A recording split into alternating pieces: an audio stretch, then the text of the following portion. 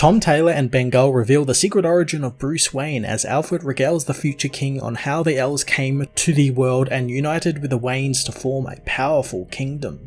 Tom Taylor continues crafting just an excellent fantasy series with this 4th issue, laying out more Game of Thrones high fantasy concepts even more than the last issue, and diving into the intertwined lives of elves and Waynes, and how both families came together and were united by one simple mistake. The issue not only reveals just some fantastic little tidbits about these versions of Jor-El, Lara, Thomas and Martha, but also pulled back the curtain on who the Green Man truly is, and boy, the reveal is an absolute doozy. Up until now, we've only seen the Green Man off screen with just his power ring actually influencing some stuff like Green Arrow's arrow and all that. The reveal here of who that character actually is great, and it's a perfect blend of 3 specific characters coming together, and one I'm desperately wanting to see more of. Alfred is the narrator for most of this issue, and he's telling all of this to Bruce, and again I love the fatherly Alfred helping Bruce through some trauma and making him realize that people aren't perfect, and even your parents, people who as when you're a kid often see as an infallible hero, aren't that perfect either, and one mistake doesn't dictate one's entire life.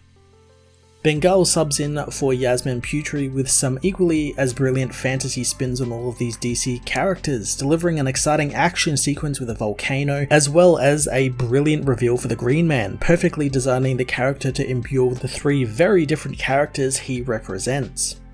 Dark Knights of Steel issue 4 was another fantastic fantasy spin on the DC Comics' most iconic characters, fleshing out more of the world and the characters, as well as giving us one hell of a character reveal in that of the Green Man. I'm going to give this issue a 10 out of 10. Dark Knights of Steel issue 4 heads to the lands of Magnus, where Alfred seals the kryptonite comet away in a chest as Bruce says he is now okay, but thanks to his Kryptonian powers, he's as bad as the freaks he locks up in the dungeon of the castle. Alfred knows that they aren't freaks and neither is Bruce, and he's hardly the first person with power to act with hypocrisy, but he understands the man's crusade against magic since he's trying to protect his home and those he loves, and after what happened to the Waynes, of course he would try and stop that from happening again. Bruce doesn't know what he is anymore, but he knows he's not the son of Thomas and Martha Wayne. He wonders how King Thomas could just pretend to be his father as Alfred tells him about the day he saw the elves' ship burn across the sky and crash nearby. The elves quickly thrived in the world, building a home hidden away in a forest, and from this fortress of solitude they watched and listened the nearby kingdoms, learning their customs and languages. Jor and Lara soon find happiness in the world, being 2 survivors of a lost planet and having a child born on this world. One night though, the land rumbles, with Jor-El awakening thinking that they are back on Krypton. Lara calms him and they track the tremors, finding it belonging to Mount Kristoff, which they discover will erupt in 2 days. Jor knows that they can rebuild, but Lara knows that the kingdom nearby cannot. Jor thinks that they cannot reveal themselves since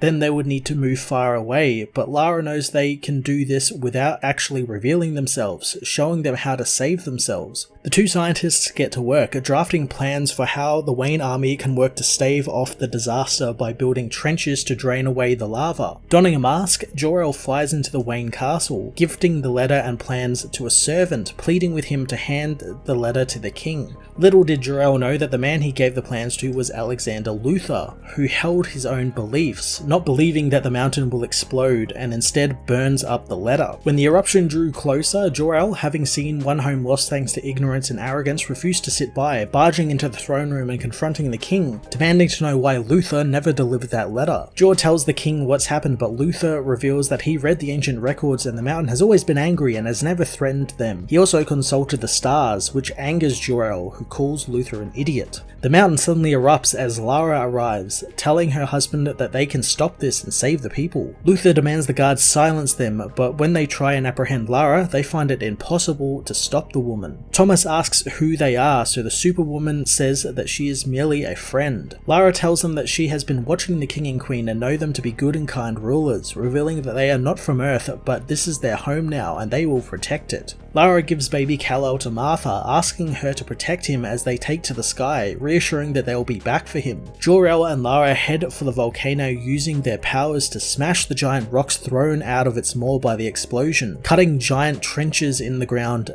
to halt the lava flows and blowing away all the dangerous smoke and ash. They soon return to the Wayne kingdom as heroes, celebrated by the people. Out in the forests, Luther leaves the kingdom, angered by his king's betrayal. He soon comes across a strange green rock, touching it as it explodes with green energy, which blows him apart. Alfred knows that they later found that the mountain contained more than potential destruction, and after that day, Luther was never seen from again until that fateful day with Bruce's parents. While Jor and Lara are heralded as heroes in the kingdom, King Jefferson Pierce soon learns of the beings who look like them, sound like them, but possess some great power, calling them demons and demanding John Constantine be brought before him. Jor-El soon shares his knowledge and technology with the Waynes, becoming close friends with the king and queen. Bruce knows they became a lot more than close friends since that's how he got there, but Alfred wants him to know that there was no malice in what they did, and while Jor-El might have been an alien, he was all too human, and Thomas gave all of himself to his kingdom, often forgetting he had a wife. Alfred knows that it was a single night and a single mistake, and one that hurt all of the people involved. Soon Bruce was born, and Thomas, who couldn't father children, knew the boy wasn't his, but the resentment he harbored faded as he raised the boy, loving him as much as any father could, and Bruce healed all of the wounds the couples had with one another. Alfred remembers there was no anger the day they left for Amazonia, as on that day, Thomas and Jor call the 3 kids down from the tree, but the kids don't want to go, especially if it means using carriages since Cal finds them slow, wishing they could just fly. Bruce reminds him they all can't fly, but Cal thinks he just needs to jump off some more high things. The carriages soon set off, but are suddenly attacked by Alexander Luthor, now going by the name the Green Man. The villain uses his Green Lantern ring to blow up the carriage carrying the Waynes, cackling as he realizes he missed his real target. Jor-El soon finds that Thomas has been killed in the explosion, his eyes burning with rage as he goes after the Joker, but the villain is too fast, laughing as he escapes the area. Lara soon finds Martha is still alive, with Alfred reassuring her that Bruce will be okay and he's actually unharmed. Martha tells Alfred and Lara that she has one final decree, telling them that Jor-El and Lara will be the new rulers of the kingdom. Lara knows that Bruce should be king, but Martha knows that they have hidden Bruce's parentage from the people, but the people still know he isn't Thomas's son, and they won't accept a bastard as their monarch, but they might one day since Lara will convince them thanks to the people already loving her and her wisdom. Martha knows that the people will openly welcome her and Jor-El as the new king and queen, wanting them to protect their home and most importantly protect their son. Martha soon dies as Alfred tells Bruce that he knows there is doubt in the boy's mind, but he is the son of Martha and Thomas Wayne, but he will also be something more, so he needs to stop thinking that he's not worthy of them since they were hardly perfect people and no one is. As they saddle up the horses, Alfred tells him that with Jor-El's murder they'll be on the cusp of war, and as the only survivor of another war, he wants to avoid that. Bruce asks what the plan is, but Alfred doesn't have one, instead knowing he has a king with him.